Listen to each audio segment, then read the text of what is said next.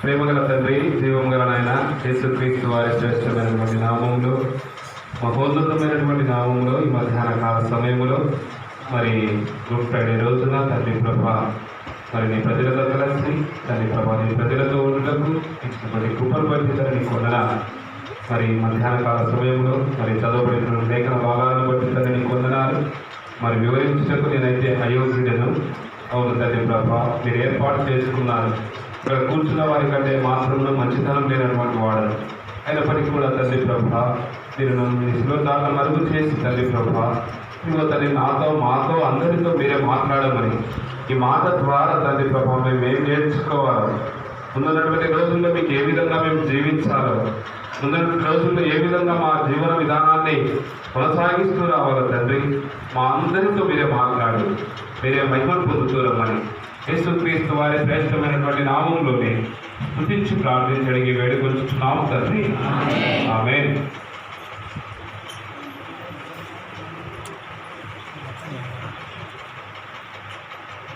ప్రతి సంవత్సరం కూడా శుభ శుక్రవారం జరుపుకుంటూ ఉంటున్నాం కదా. ప్రతి సంవత్సరం దయచేసి వచ్చినటువంటి మనము దేవుని వైపు మాత్రమే చూద్దాం, మనుషుల వైపు చూడకండి. ఇక్కడికి వచ్చినటువంటి పక్కకు కూడా చూడొద్దండి. దేవుని మాటల వైపు, దేవుని వైపే చూద్దాం. ఎందుకంటే చివరి రోజుల్లో ఉంటున్నాం. దేవుని రాకడ అతి సమీపంగా ఉంటున్నది. ఆయన రెండవ రాకడ గమనిస్తున్నాము మనము. బైబిల్లోని ప్రతి ప్రవచనము కూడా నెరవేరుతూ ఉంటున్నది.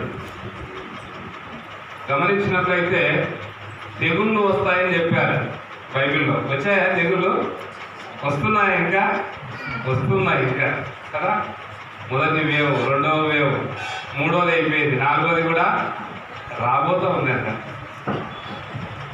ఆల్రెడీ చైనాలో తెలుసా లాస్ట్ మంత్లో అంటే మార్చి నెలలో ఆల్రెడీ లాక్డౌన్ అయిపోయింది అక్కడ.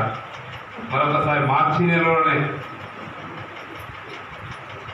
యుద్ధాలు జరుగుతాయని చెప్పారు. ఆల్రెడీ యుద్ధం జరుగుతూ ఉంది రష్యాకు ఉక్రెయిన్ దేశానికి. అన్నీ తెలుసు మనకి. భూకంపాలు వస్తాయి, కరువులు వస్తాయి. వస్తున్నాయా కరువులు కూడా? తెలుసా కరువులు వస్తున్నాయని? మన పక్కన ఉన్నటువంటి శ్రీలంక దేశంలో చికెన్ కొనాలంటే ఎంత?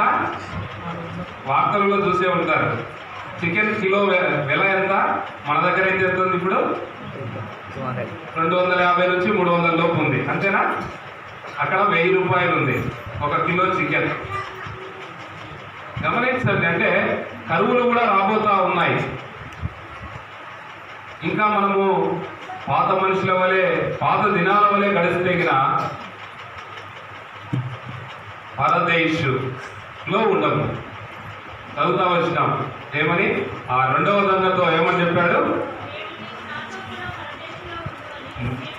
నీవు నాతో కూడా పరదేశంలో ఉందువని నిశ్చయముగా.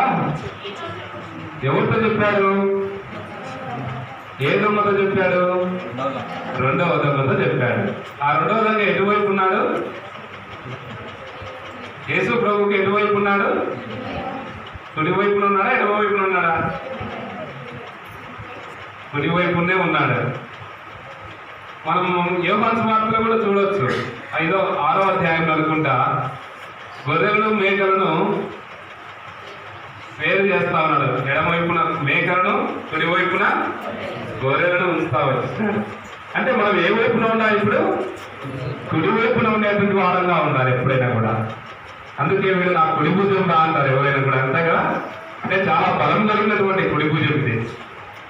కాబట్టి ఇక్కడ పలికినటువంటి మాటల్లో పరదేశం అంటే పరదేశము.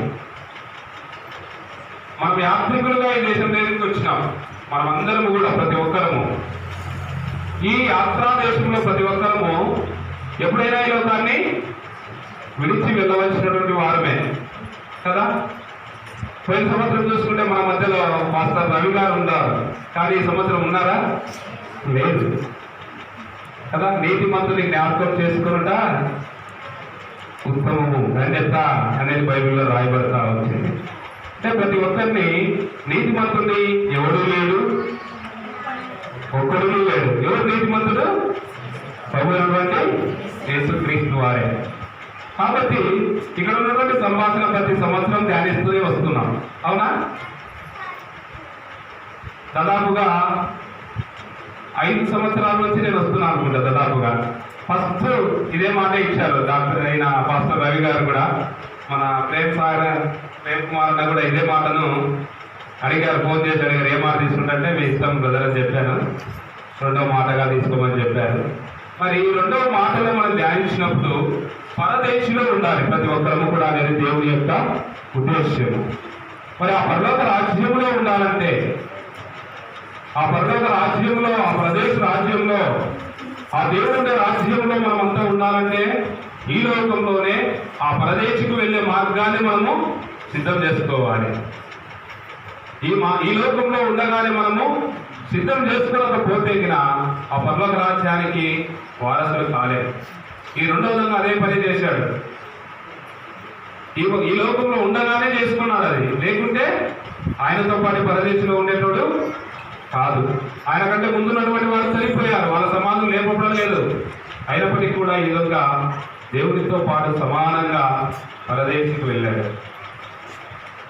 మనందరినీ కూడా ఆయన కుడి పార్శ్వంలో కూర్చోబెట్టుకోవాలని దేవుని ఉద్దేశమై వస్తున్నది. మరి ఆ ప్రదేశంలోకి వెళ్ళాలంటే ఏం చేయాలి? మనం ప్రభువు వలె జీవించాలి. ప్రభువు వలె ఈ లోకంలో మనం కూడా ఉండాలని ఒక మాదిరి తీసుకొచ్చాడు దేవుడు. ఈ లోకంలో ఆయన 33.5 సంవత్సరం జీవిస్తా వచ్చినాడు. ఆ 33.5 సంవత్సర కాలంలో 30 సంవత్సరాల వరకు తల్లిదండ్రులకు సేవ చేస్తా వచ్చినాడు. 3.5 సంవత్సరము తండ్రి యొక్క పరలోక తండ్రి చిత్త ప్రకారము ఆయన కార్యాన్ని ఆయన నెరవేరుస్తూ వచ్చినాడు. మరి ఈ దొంగలకు తెలుసు ప్రభువును యేసుక్రీస్తు వారు ఎలాంటి అద్భుతాలు చేస్తా వచ్చినాడో, ఏం చేస్తా వచ్చినాడో అందరికీ తెలుసు. ఇక్కడ సిలువ వేస్తున్నటువంటి ప్రతి ఒక్కరికి కూడా తెలుసు. ఈ లోకంలో కూడా ఒక వ్యక్తి మంచి పని చేస్తా ఉంటే ఏమంటారు? ఆ వ్యక్తిని వీడు పుట్టి వచ్చినారు రా, వీడొక్కడిని సత్యవంతుడు రా వీడు అని అంటారు కదా, అనరా? కానీ లోకంలో దేవుడు కోరుకున్నది అదే, సత్యాన్ని కోరుతా ఉంటున్నాడు. ఆ సత్యంలో జీవించాలని దేవుడు అడుగుతా ఉంటున్నాడు. ఉందా ఆ సత్యం అనేది? అదే దేవుడు నేర్పిస్తా వచ్చినాడు ఈ లోకంలో. ఆ పరదేశంలో ఉండాలంటే మొదటగా మనం ఏం చేస్తున్నామంటే నీతిగా జీవిస్తా రావాలి, సత్యంతో జీవిస్తా రావాలి, మన సత్యమే పలుకుతా రావాలి. కాబట్టి మరి ఆనాడు చూస్తే సౌలు మరి ఏం చేస్తా వచ్చినాడు? ప్రజలను హింసిస్తా వచ్చినాడు, దేవుని బిడ్డలను చంపుతా వచ్చినాడు, వీధులమ్మడి ఈదుతా వచ్చినాడు. కానీ ఒకనొకప్పుడు దేవుని దర్శనాన్ని చూస్తా వచ్చినాడు. సౌల నన్నేలా హింసిస్తున్నాడు అంటే ఎవరు నువ్వు అని అనలేదు. ప్రభువా ఎవరు నువ్వు అన్నాడు. అంతటి క్రూరమైనటువంటి వ్యక్తి, అతని చంపేటువంటి వ్యక్తిలో ఒక క్షణంలో మార్పు కలుగుతా వచ్చింది. ఏ మార్పు వచ్చింది? ప్రభువా ఎవరు నువ్వు? చూడండి ఎంత మార్పు కనపడిందో. ఒక క్షణంలోనే ప్రభు దర్శించినటువంటి కాలంలో ఆ ఒక్క క్షణంలోనే అంత క్రూరంగా చంపేటువంటి వ్యక్తి, వీధుల పడి ఇచ్చేటువంటి వ్యక్తి మార్పు చెందుతా వచ్చినాడు. నన్ను ప్రభువు కూడా దర్శిస్తా వస్తా వచ్చినాడు. దర్శించడం అంటే ప్రభు యొక్క వెలుగు రావాల్సిన అవసరం లేదు, ప్రభు ఎదిగి రావాల్సిన అవసరం లేదు, ప్రభు రూపం వల్లే మనకు కనపడాల్సిన అవసరం లేదు. దేవుడు ఇచ్చినటువంటి వాక్యం ఉంది, దేవుడు ఇచ్చినటువంటి బైబిల్ ఉంది. ఈ బైబిల్ ద్వారా అనేకుల ద్వారా మనతో మాట్లాడుతూ ఉంటున్నాడు. ఇప్పుడు కూడా దేవుడు మాట్లాడుతూ ఉంటున్నాడు మనతో. కాబట్టి దేవుడే స్వయంగా మాట్లాడుతూ ఉంటున్నాడు. కాబట్టి ఆయన మాటలు మనం పెడితేనా పెట్టకూడదు. ఎన్నో శుభశుభాలు చూస్తూ ఉంటున్నాం, ఎన్నోసార్లు మందిరానికి వస్తూ ఉంటున్నాం, చర్చికి వస్తూ ఉంటున్నాం. మనలో మార్పు లేకపోతే పరదేశంలో ఉంటాం. ఈ రెండవ దొంగలో మార్పు వచ్చింది కాబట్టి పరదేశికి వెళ్ళాడు. మొదటి దొంగ వెళ్ళలేకపోయాడు, మార్పు రాలేదు ఆ వ్యక్తిలో.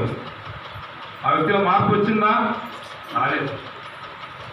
రాయబడతా ఉంది, నిన్ను నువ్వు రక్షించుకొని నన్ను కూడా రక్షించు. ఈ వ్యక్తి ఏమంటున్నాడు? ఒక మాట చదువుతామా? చూడండి 42వ వచనం, లూకా సువార్త 23:42.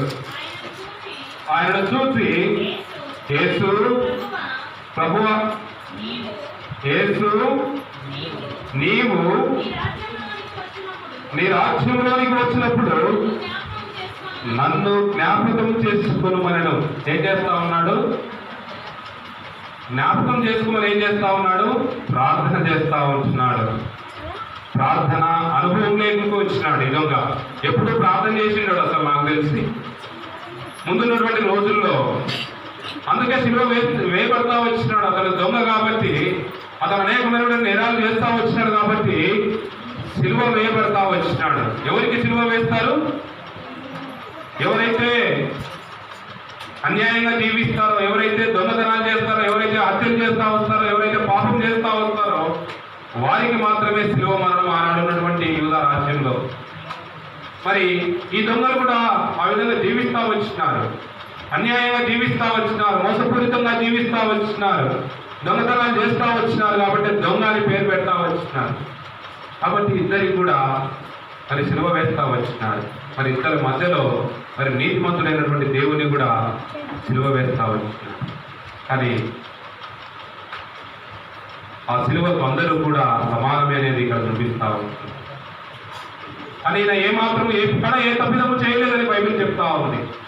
కానీ లేఖనములు నెరవేరున్నట్లు ఆయన మరణ పొందుతా వచ్చినాడు. చూడండి, యెషయా గ్రంథము 53వ అధ్యాయము